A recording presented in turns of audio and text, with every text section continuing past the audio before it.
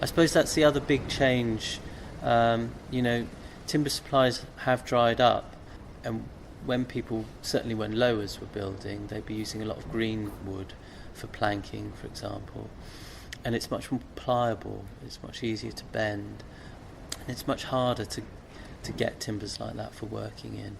Different regions do slightly different things. Because most of my boats are river boats that are dry stored and then launched and used, I tend to use dry timber to start with for planking. You still need green timber for ribs, for instance, to get them to bend. So if you're planking with green timber, as a rule, you tend to be planking boats up that are going to spend most of their life in the water, so that the wood remains, it continues to have a high moisture content when it's used.